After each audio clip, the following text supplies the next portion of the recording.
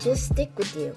And for as long as I can remember, whenever I think of some of my favorite moments, I can't help but think of 1977. In today's episode, I will share some of those moments. Some of them will probably jog your own memory because some of them affected many of you too. Let's get into it. Millions of us tuned into Roots, January 23rd to January 30th, 1977. Roots is a historical drama based on the book Roots, the Saga of an American Family by Alex Haley. The story traces several generations of an African-American family beginning in Africa and continuing through slavery in the United States. The story begins in the 1700s with young Kunta Kinte living in the village of Jafare. Kunta, played by LeVar Burton, grows up learning the traditions and culture of the Mandinka tribe. As a teenager, he is captured by slave traders and forced onto a ship during the transatlantic slave trade, heading to America. Kunta is sold to a plantation owner in Virginia. He is given the slave named Toby, which he rebukes. After several escape attempts, he is brutally whipped and forced to remain on the plantation. The adult Kunta, now played by John Amos, would meet and fall in love with Belle, played by Madge Sinclair, a cook on the plantation. They get married and have a daughter that they name Kizzy. Kizzy is played by Leslie Uggams. Kizzy grows up learning her father's African history and language. Kizzy befriends the slave owner's daughter, Missy Ann, played by Sandy Duncan, who secretly teaches her how to read and write. Later, Kizzy falls in love with Noah, another slave on the plantation who has his heart set on freedom. He convinces Kizzy to forge a traveling pass Kizzy had been given to by Missy Ann and attempts to flee north. He's caught, and as punishment, Kizzy and Noah are sold to an owner in North Carolina. She is repeatedly sexually assaulted for years by her new owner, eventually bearing a son who she named George. Becoming known for training fighting chickens, he gets the nickname Chicken George. George is so successful as a cockfighter, he earns his freedom. The family experienced the end of slavery during the American Civil War and the Emancipation Proclamation. Later generations of Kunta Kinte's family continue to pass down their history and African roots, as we would see in 1979 with Roots: The Next Generations. Roots would feature an all-star cast including Louis Gossett Jr., Lawrence Hilton Jacobs, Lynn Moody, Cicely Tyson, Todd Bridges, Roxy Roker, Olivia Cole, George Stanford Brown, Ren Woods, Maya Angelou, Scatman Crothers, Robert Reed, Lloyd Bridges, Linda Day George, George Hamilton, Carolyn Jones, and many, many more. Here's a few facts about Roots many people don't know. Nearly half of America watched the final episode. When the final episode aired in 1977, about 100 million people watched it. At the time, it became the most watched television broadcast in U.S. history. The story was based on real family research. Author Alex Haley spent more than 10 years researching his family history before writing Roots: The Saga of an American Family. He traced his ancestry back to Jafare, where his ancestor Kunta Kinte was said to have lived. The series was only supposed to be a risky experiment. The network ABC was unsure audiences would want to watch a long historical series about slavery. So instead of airing weekly, they showed the episodes on 8 consecutive nights. It turned out to be a huge success. It changed how American history was taught. After Roots aired, schools and universities began putting more focus on slavery and African history. It also sparked a major interest in genealogy, with many Americans starting to research their own family histories. Roots mattered so much to people because it wasn't just entertainment, it helped millions of Americans understand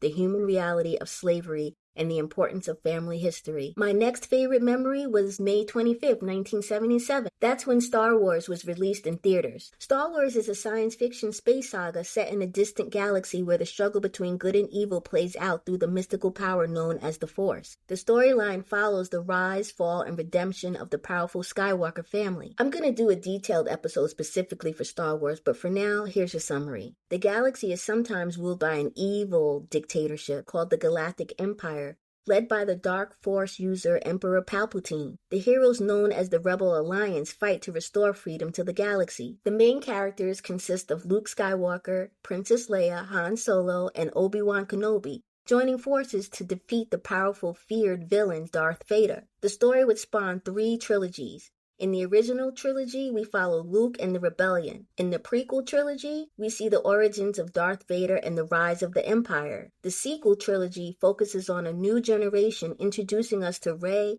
and a new cast of rebels including Finn, Poe, and Maz Kanata. Our beloved droids R2-D2 and C-3PO are the only 2 characters to appear in all 9 installments. The impact of Star Wars on society is enormous. Since the release of Star Wars, directed by George Lucas, it has influenced movies, technology, culture, language, and even religion. Some of the biggest ways it shaped society are it revolutionized the film industry. Star Wars changed how movies are made and marketed. It introduced groundbreaking visual effects through Industrial Light and Magic, ILM, George Lucas's special effects company. It made blockbuster franchises the center of Hollywood strategy. It also inspired modern CGI and effects used in films like Jurassic Park and Avatar. It created the modern movie merchandise industry. Before Star Wars, movie toys were limited. After the film exploded in popularity, action figures from Kenner sold millions. Merchandise expanded to clothing, video games, books, and collectibles. It created a multi-billion-dollar merchandise model used by franchises like Harry Potter and Marvel Cinematic Universe. Star Wars influenced global pop culture. Darth Vader, Luke Skywalker, Princess Leia, Yoda,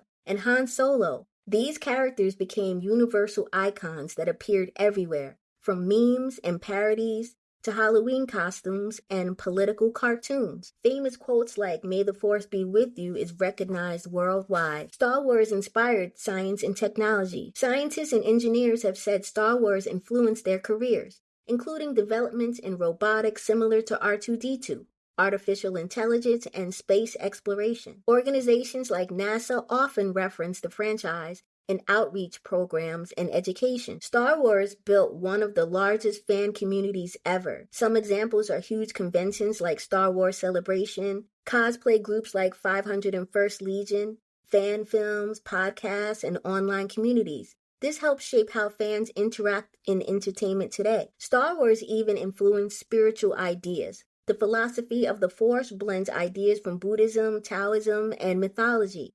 Some fans have listed Jedi as their religion in national censuses. Now, I went to see Star Wars opening weekend. My mother's friend took me. I was so excited. I remember wearing my brand new red Pro-Keds as we stood in line that curved around the corner. As I watched Star Wars, I was introduced to a gold robot we now know as C-3PO, and another robot we would also come to love, R2-D2. Then another entrance by Darth Vader, played by the impeccable James Earl Jones, whose voice I recognized from being a big fan of Claudine. His character had me shook, honestly. Then we met Princess Leia, sending a secret message through R2-D2. Then we meet Luke and old Ben Kenobi, who introduces Luke to the Force. By the end, it solidified what my little youngster self already knew. There is something bigger within all of us. I am magical. We are magical. And with trust and knowing, we can all have control of our lives. It's about tapping into our goddess and God selves. I vowed that I would learn the ways of the Force, that I would fight the battle of good and evil, then show people a path. Depending on where you are in life, there are different paths. As I got older, life began lifing, and well, you know how it goes. In my heart, I was a Jedi who had to complete my Padawan stage. The focus and dedication came in the 90s after reading a book called The Celestine Prophecy. My life hasn't been the same since, and we'll get into that in another episode. You may call it something else, but the Force is real. This is the way. My next favorite memory was the New York City blackout. On July 13th, 1977, the New York City blackout of 1977 was one of the most chaotic and infamous power outages in U.S. history. On July 13th, 1977, reporters Jim Jensen and John Tesh, yes, that John Tesh, who would later become a very successful composer when not working on Entertainment Tonight, would cover the chaos of the blackout that ensued in those 25 hours. Many store owners stayed to protect their shops from being looted.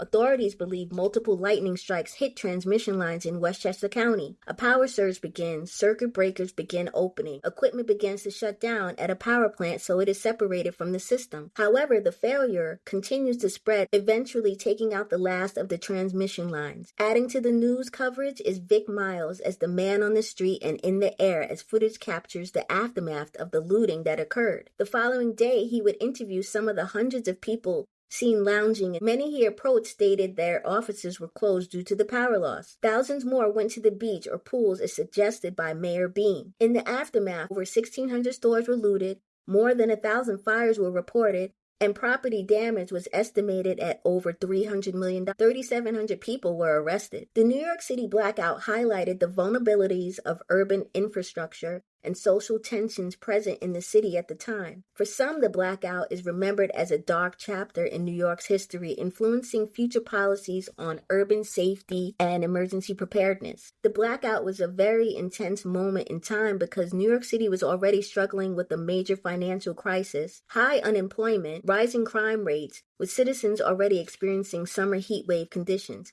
The outage became a breaking point for frustration and inequality. The blackout had unexpected long-term cultural effects and is often linked to the rise of hip-hop culture. DJs reportedly took advantage of the chaos to get equipment like turntables, mixers, and speakers, which were expensive. This event helped accelerate the spread of early rap music in the Bronx. This meant dozens, probably hundreds of new DJs appeared almost overnight. Before 1977, hip-hop had a small circle of pioneers like DJ Kool Herc, Grandmaster Flash, and Africa Bambaataa.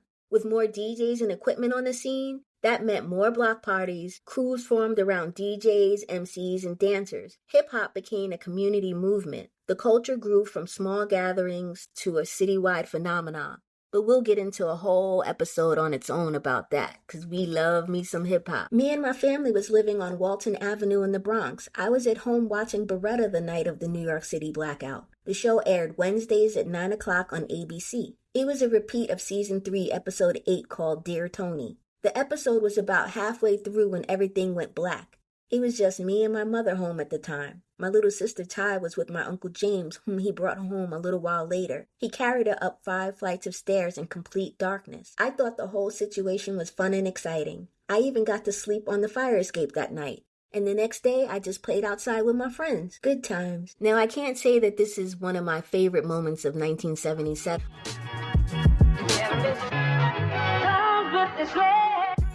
But it wouldn't be 1977 if we didn't talk about the Son of Sam. David Berkowitz, the Son of Sam, was active between December 1975 and August 10, 1977. The Son of Sam specifically had New York shook between the summers of 76 and 77. The serial killer born June 1, 1953, committed random shootings targeting young people, often couples sitting in parked cars. The case became famous because of his letters to the police and the press. The most famous letter was sent to New York Daily News columnist Jimmy Breslin. In it, he wrote chilling lines such as "Hello from the gutters of New York City, filled with dog manure, vomit, and stale wine." Or "I am a monster, I am the Son of Sam." The letters also claimed he was following orders from a demon that supposedly spoke through the neighbor's dog. Berkowitz also described himself as a servant of darkness. Though authorities didn't realize at the time the crimes were related, his first attack was Christmas Eve, 1975. He attacked 2 young female victims with a knife in Co-op City in the Bronx. Me and my family would move to Co-op City a few years later, so reading that blew my mind. His first shooting attack was July 29, 1976 in the Bronx. 18-year-old Donna Lorio was killed and Jody Valenti was wounded. Over the next year, he attacked several couples. He used the .44 caliber Bulldog revolver. Neighbors nicknamed him the .44 caliber killer. His capture was surprisingly simple. After the last shooting in July 1977, investigators found witnesses who reported a suspicious man near the scene. A parking ticket was issued to a car in the area,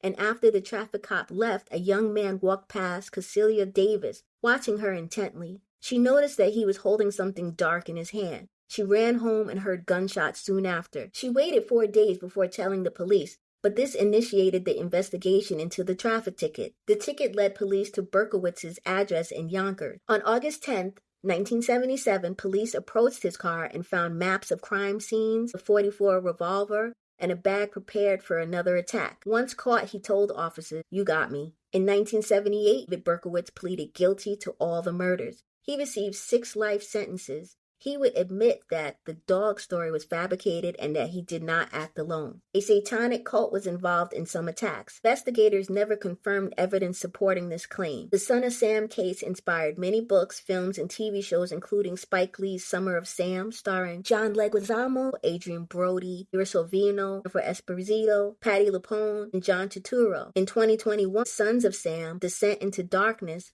a limited documentary series on Netflix, examines journalist Maury Terry's investigation into the David Berkowitz murders and his belief the deranged killer didn't act alone. Conversations with the killer, the Son of Sam tapes, is a 3-part series hosted by Joe Berlinger. In Son of Sam, The Killer Speaks, CBS journalist Maurice Dubois visits the murderer in jail. The TV show Seinfeld mentions the serial killer in a few episodes. There's a really good episode of Mindhunter on Netflix that takes us inside the mind of David Berkowitz. YouTuber Bailey Sarian also features an episode on her show called The Son of Sam's Reign of Terror. She's always fun to watch as she deep dives into true life cases while doing her makeup. So if you're curious to learn about David Berkowitz, there's plenty of resources. Another memory that stands out in my mind in 1977 is Elvis's death. On August 16, 1977, Elvis Presley dies at age 42. Now, when I was a kid, I was a big Elvis fan. I enjoyed his movies as he sang and gyrated on screen. Elvis starred in over 30 films including Jailhouse Rock, Blue Hawaii,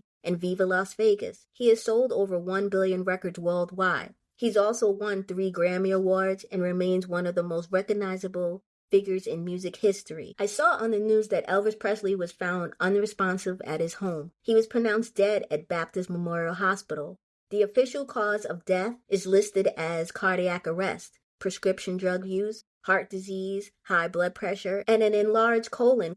I remember being saddened by the news. When I got older, I learned that the king of rock and roll actually imitated musical styles and dances from Black performers, such as Otis Blackwell, Little Richard, Chuck Berry, Big Joe Turner, and Sam Cooke. Go listen to Roy Hamilton and you tell me. You can also see Roy Hamilton featured in the movie Let's Rock. And let me just say, Elvis bit his style. Even decades after his death, though, Elvis remains one of the most recognizable figures in music history. His home, Graceland, is now one of the most visited private homes in the United States. I also want to note that 1977 is special to me because my grandma, Peppers, took all the grandkids for like a month to North Carolina, so I got to spend time in the country and get to know my cousins, and that was just a really special moment for me. So that's another reason why I love 1977.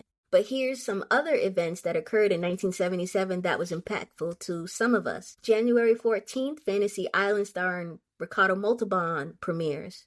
January 20th, George H.W. Bush ends his term as the 11th director of the CIA. January 21st, U.S. President Jimmy Carter pardons almost all Vietnam War draft evaders. February 5th, future 5 Division World Boxing Champion Sugar Ray Leonard makes his professional debut with a 6-round unanimous decision over Louis Vaga at the Baltimore Civic Center. February 8th, Hustler publisher Larry Flynt is sentenced to obscenity charges. Basically, he was passing porn on to minors. March 2nd, Betty Davis is the first woman to receive the American Film Institute's Lifetime Achievement Award. Also on March 2nd, future The Tonight Show host Jay Leno debuts with Johnny Carson. March 15th, 8 is Enough premieres on ABC. It stars Dick Van Patten, Betty Buckley, and Willie Ames. Also on March 15th, Three's Company starring John Ritter, Suzanne Summers, and Joyce DeWitt premieres on ABC. March 18th, The Clash releases their first single, White Riot. And after I added this, I was like, what? March 24th, Lily Tomlin is the first woman to appear solo in a Broadway show called Appearing Nightly. March 26th, Elvis Costello releases his first single, Less Than Zero. March 28th, Rocky would win for Best Picture. April 20th, Al Pacino wins a Tony Award for Best Actor in a Play for the Basic Training of Pavio Hummel. April 26th, Studio 54 opens. May 17th, the first Chuck E. Cheese opens. May 19th, Smokey and the Bandit starring Burt Reynolds, Sally Field, and Jackie Gleason hits theaters. May 21st, Stevie Wonder's single Sir Duke hits #1 on the U.S. Billboard Hot 100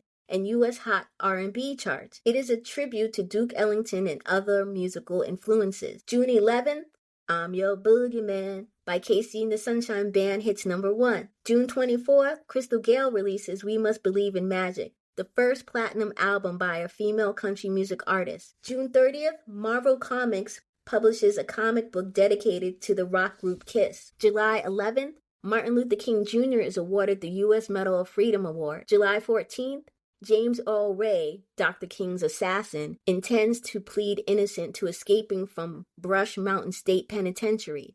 The court adds another year to his 99-year sentence. July 30th, Andy Gibbs' I Just Want to Be Your Everything reaches #1 on the Billboard Hot 100. August 15th, a possible alien radio signal from deep space, later dubbed the WOW signal, is received at Big Bear, Ohio State's radio telescope in Delaware. August 20th, NASA launches Voyager 2 towards Jupiter and Saturn. It would later reach Uranus and Neptune. September 11th, the Atari 2600 is released in North America.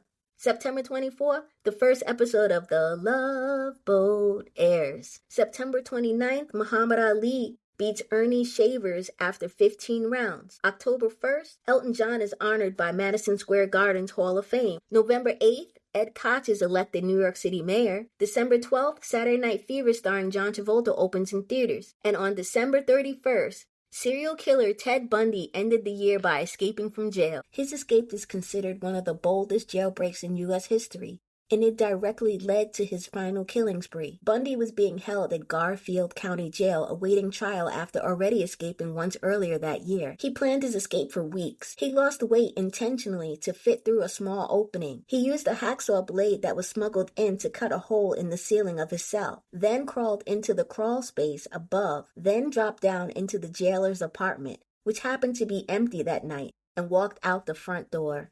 That's crazy. Bundy would be eventually convicted and sentenced to death in Florida. He was executed in the electric chair in 1989. His case drew massive media coverage and public fascination. Bundy's crimes changed how law enforcement tracked serial offenders across state lines, profiled criminals psychologically, used media to alert the public.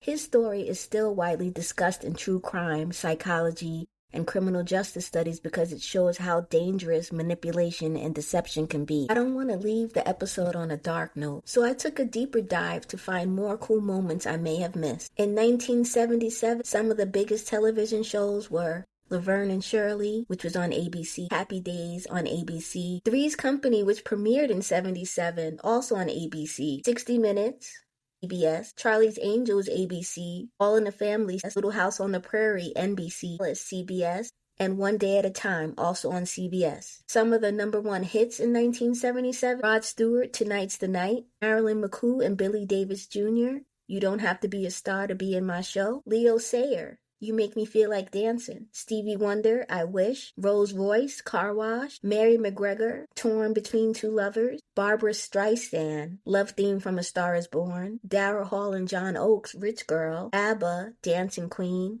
David Soul, Don't Give Up on Us, Thelma Houston, Don't Leave Me This Way, Glenn Campbell, Southern Nights, Eagles, Hotel California, Fleetwood Mac, Dreams, Marvin Gaye, Got to Give It Up, Bill Conti, Gonna Fly Now, that's the theme from Rocky, Barry Manilow, Looks Like We Made It, The Emotions, Best of My Love, that's my jam. You got the best of my love, whoa, whoa. And Debbie Boone, You Light Up My Life, that was a hit, y'all. That was a banger right there. Some of the popular movies in 1977, Annie Hall, Close Encounters of the Third Kind, Demon Seed, Racerhead, The Goodbye Girl, Herbie Goes to Monte Carlo, The Hills Have Eyes, Julia Eats Dragon, The Spy Who Loved Me. So there you have it, y'all. 77 wrapped up in a little bow. And coming up on the next episode of Gen X Gonna Give It To You, come on, take a guess. Come on. All right, you're not gonna guess. The Donna Summer is gonna be my next episode. And we all know we got mad love for Donna Summer, so I will see you in 2 weeks, and we will get this popping, because this Gen X gonna give it to you. And don't forget to like and subscribe. Don't forget to tell all your friends, and thanks for tuning in. Peace.